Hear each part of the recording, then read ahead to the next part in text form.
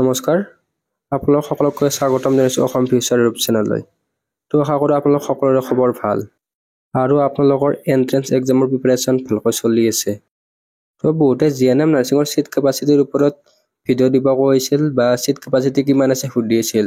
তো এইটো ভিডিঅ' আজি আমি জিএনএম নাৰ্ছিঙৰ অল আছাম গভৰ্ণমেণ্ট কিমান চিট আছে তাৰে ওপৰত আলোচনা কৰিম। তো যদি আপোনালোকে আমাৰ চেনেলটো প্ৰথমবাৰৰ বাবে আহিছে তেনেহ'লে ছাবস্ক্ৰাইব কৰি থকা বেল আইকনটো অন কৰি থৈ দিব। আৰু যদি আমাৰ হোৱাটছআপ গ্ৰুপত জইন হৈ লোৱা নাই তেনেহ'লে জইন হৈ ল'ব, ইয়াৰে লিংক ডেছক্ৰিপশ্যনত দিয়া আছে। এতিয়া পলম নকৰি ভিডিঅ'টো মেইন টপিকলৈ আগবাঢ়িব লওক। তো আপোনালোকে এই পিডিএফটো চাব পাৰে। এই পিডিএফটোত জিএনএম নাৰ্ছিং কোৰ্চৰ ক'ত কলেজ আছে আৰু কিমানটা চিট আছে সকলোবিলাক ডিটেইলছ দিয়া আছে। তো এই নটিছখন আপোনালোকে www.assamnursingcouncil.in পাই যাব আৰু আমাৰ হোৱাটছআপ গ্ৰুপতো দি দিম। তো যিবিলাক ই বুকৰ গ্ৰুপ আছে তাত দি দিয়া হ'ব। এই পিডিএফটো জাৰি কৰিছে Assam nurses মিডৱাইফছ and health visitor কাউন্সিলিঙৰ ফালৰ পৰা। তো 2024ৰ আপডেটেড চিটবিলাক দিয়া আছে। তো প্ৰথম কলেজখন হ'ল ইয়াতে জিএনএম নাৰ্ছিং কলেজ AMCHত। ইয়াতে টোটেল 60 চিট আছে। এইখন গভৰ্ণমেণ্ট কলেজ হয় আৰু এইটো ডিব্ৰুগড়ত অৱস্থিত। নেক্সট কলেজখন হৈছে GNM school of nursing GMCH Guwahati. ইয়াতে 100টা চিট আছে। এইখনো গভৰ্ণমেণ্ট হয়। এইটো কামৰূপ ডিষ্ট্ৰিক্টত অৱস্থিত। তো থাৰ্ড কলেজখন হৈছে GNM school of nursing SMCH Silchar. ইয়াতে 40টা চিট আছে। এইখনো গভৰ্ণমেণ্ট হয় আৰু এইখন শিলচৰত অৱস্থিত। তাৰে নেক্সটখন হৈছে GNM/ANM school of nursing GMCH Jorhat. ইয়াতে 40টা চিট আছে।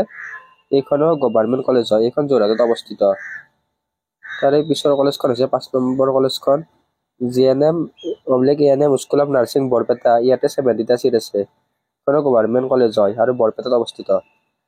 নেক্সট কলেজখন হৈছে GNM training centre civil hospital Tinsukia. ইয়াতে 40টা চিট আছে। এইখনো গভৰ্ণমেণ্ট হয় আৰু এই তিনিচুকীয়াত অৱস্থিত।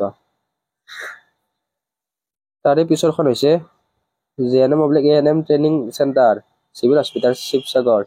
ইয়াতে 50টা চিট আছে। এইখনো গভৰ্ণমেণ্ট হয় আৰু শিৱসাগৰত অৱস্থিত। তাৰে পিছৰ কলেজখন হৈছে গোলাঘাটত আছে। এইখনতো 50টা চিট আছে, 50টা। এইখনো গভৰ্ণমেণ্ট কলেজ হয়। আৰু তাৰে পিছত নেক্সটখন হৈছে নগাঁৱত অৱস্থিত। Nagaon training centre BP civil হস্পিটেলত আছে। এইটো গভৰ্ণমেণ্ট হয়। ইয়াতে 60টা চিট আছে। নেক্সটখন হৈছে মৰিগাঁৱত আছে।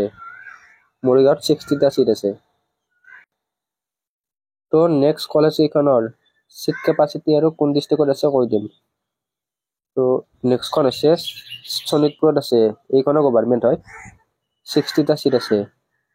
তাৰে পিছৰখন হৈছে লখিমপুৰত আছে। এইখনো গভৰ্ণমেণ্ট হয়। ইয়াতে 60টা চিট আছে।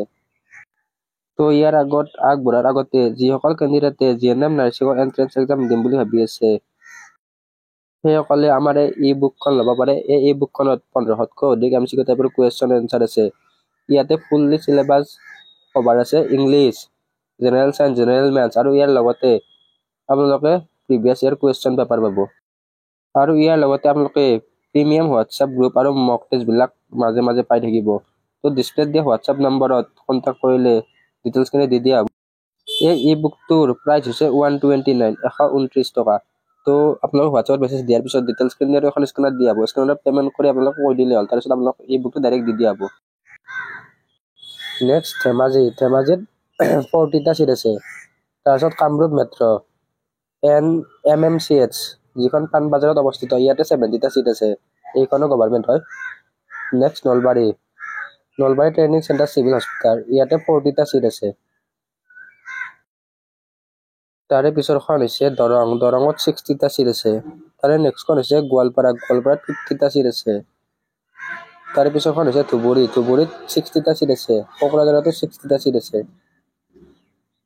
তাৰপিছত কৰিমগঞ্জতো 60টা চিট আছে। তাৰপিছত হাইলাকান্দিত 30টা চিট আছে। কাৰ্বি আংলঙত 50টা চিট আছে। ডিমা হাছাওত 50টা সিট আছে আৰু মাজুলীত 50টা সিট আছে। তো আপোনালোকে নিশ্চয় গম পালে যে অসমত টোটেল 24খন জিএনএম কলেজ আছে। তো গভৰ্ণমেণ্ট 24খন কলেজ আছে আৰু কোন কোন ডিষ্ট্ৰিক্ট আছে আপোনালোকে নিশ্চয় গম পালে। তো বেছিভাগ ডিষ্ট্ৰিক্টৰে চিভিল হস্পিটেলত এই জিএনএম নাৰ্ছিং কলেজবিলাক অৱস্থিত। যিবিলাক নতুন মেডিকেল কলেজ দিছে এতিয়ালৈকে তাত দিয়া নাই, যিবিলাক চিভিল হস্পিটেল আছে তাতে দি থৈ দিছে।